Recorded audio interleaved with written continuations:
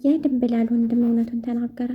የድንብላል ወንድም የሰረቀውን ልጅና እንዴት አድርጎ ወርቁን እንደሰረቀው በደንብ ስላስታወሰ ለአሴርና ለተምቹ አሳያቸው። በሌላ በኩል ወይዘሮ ሜላት የድርጅቱን ኃላፊ አልቀበልም በማለት የድርጅቱ ባለቤት ተቆጣ። የድርጅቱ ባለቤት በወይዘሮ ሜላት ፍቅር የተጠመደ ይመስላል። ምክንያቱም ሀሳቡና ሂሳቡ ወደሷ ሆኗል። በሌላ በኩል ደግሞ ወይዘሮ ሜላት አሁን ላይ ስራና ስራ እንጂ ሌላ አጀንዳ እንደሌላትና ከባሏ ውጭ ማፍቀር እስከማይቻል ድረስ ባሏን በደንብ እንደምታፈቅረው ያሳያል። አሁን ተስፋ ብቆርጥበትም ድንብላል በወንድሟ በጣም አዝናለች። ወንድሟ ግን ተጸጽቶ ወርቁን ይዞ መልሶ ነበር። ነገሩ አልተሳካለት እንጂ ሀንዬ በስተመጨረሻ ወደ ራሷ ለመመለስና ራሷን ስራ የራሷን መንገድ ለመያዝ ቃል ገብታለች። ምክንያቱም ወደ ማንኛውም ሰው መሄድ እንደሌለባት ገብቷታል። አሴርን ለመሸሸግ ብላ ሌላኛው ወንድ ልትጠቀም ፈልጋ ነበር። ነገር ግን አልተሳካላትም። ወይዘሮ ሜላት አሁን ላይ አለቃ አደርግሻለሁ የምትለውን ካልተውክ ይሄው የስራ መልቀቂያ ፈልጋለሁ። እዚህ ጋር ልቀመጥ አልፈልግም። ምክንያቱም ቦታዬንና ድንበሬን በጣም ስለማቅ ብላለች። ምላሴ የእናቱን ወርቅ የሰረቀውን ልጅ አገኘው። በስተ መጨረሻ ምላሴ አሁን ላይ እውነቱን ሲያቅ በጣም ደነገጠ። የእናቱን ወርቅ የሰረቀው ልጅ አጭሩ ልጅ መስሎት ነበር። ነገር ግን ባለ ቀይ ኮፍያው የእነ አሴር ጓደኛ ነው የሰረቀው። ምላሴ በጣም ተናዶ ነበር። ሰላም ሰላም ቻናል ቤተሰቦች፣ ቻናል ላይክ ሰብስክራይብ በማድረግ ቤተሰብ የሆኑ የድንብላል ወንድም በስተ መጨረሻ ሌባውን ጠቆማቸው። አሴርና ተምቹ ይህንን ነገር ከዚህ በፊት ተጠራጥረው ነበር። ነገር ግን እሱ እስከሚያሳያቸው ድረስ እየጠበቁ ነበር። በስተ መጨረሻው ከእስር ቤት አውጥተውት ሌባው ማን እንደሆነ በትክክል አውቀዋል።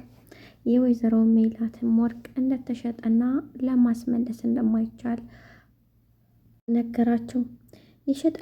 የሸጠላቸው ገንዘብ በርካሽ በመሆኑ ከምግብነት ያለፈ ሌላ ነገር አላደረገለትም።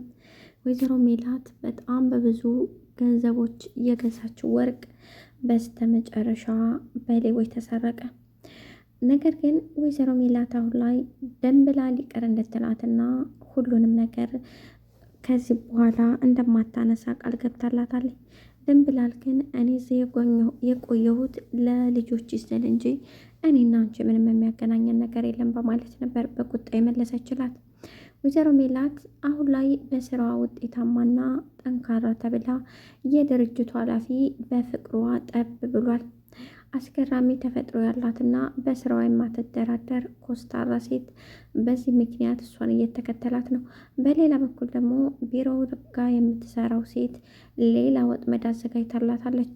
ምክንያቱም እዛ ድርጅት ውስጥ የተለያዩ ጥቅማ ጥቅሞችን ማንም ሰው እንዳያገኝ አድርጋለች።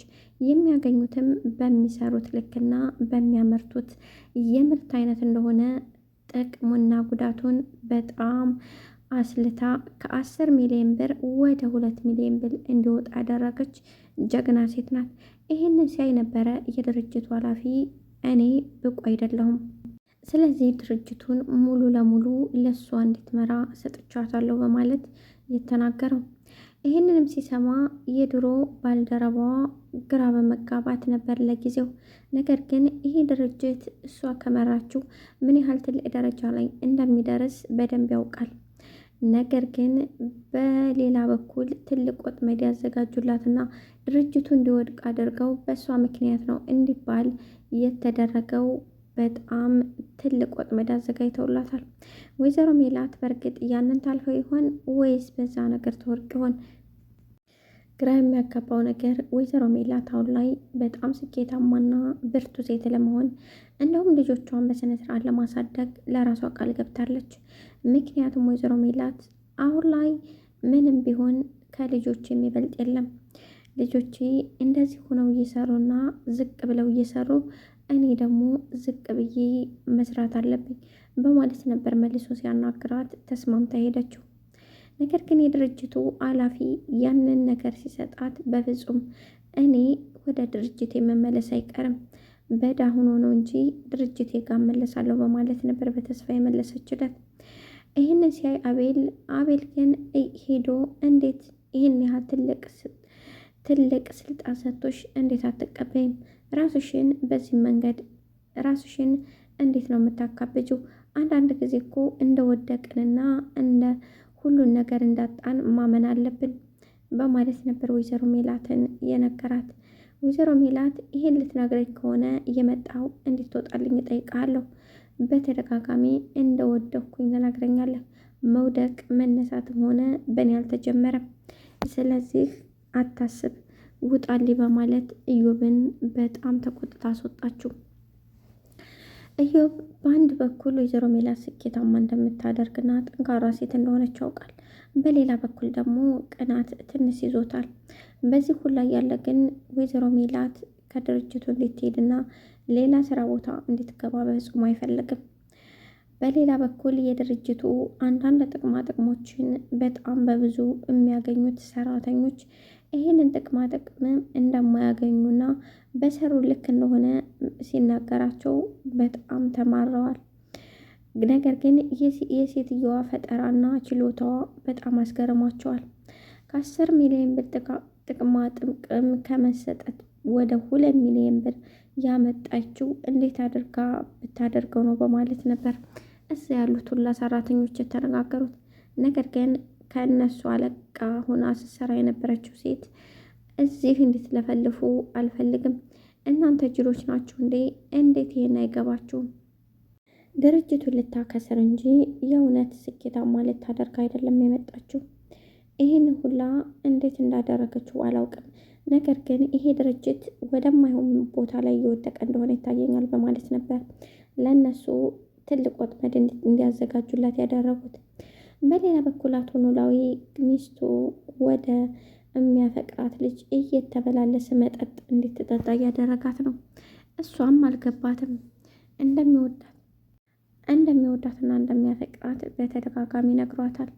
ነገር ግን የወይዘሮ ይህንን ስትሰማ ልብ አላለችውም። እየቀለደ መስሏት ምንም ቦታ አልሰጠችውም። ከዛ መለስ አለና ግን ወደ ሀና ዘወር አደረገ። አቶ ኖላዊን ያረጀ ሽማግሌ እያለ የሚሳደበው ከእሷ ፍቅርና ውደታ ስላለበት ነው። ይህን ያልተገነዘበችው የኖላዊ ባለቤት አሁን ላይ ኖላዊ በሌለበት ሰዓት እየመጣ መጠጥ እንድትጋብዘውና እሷም ለእርግዝና የማይጠቅም ነገር መጠጥ እንድትጠጣ እያደረጋት ይገኛል። ውዶቼ ላይክ፣ ሰብስክራይብ በማድረግ ቤተሰብ አድርጉኝ።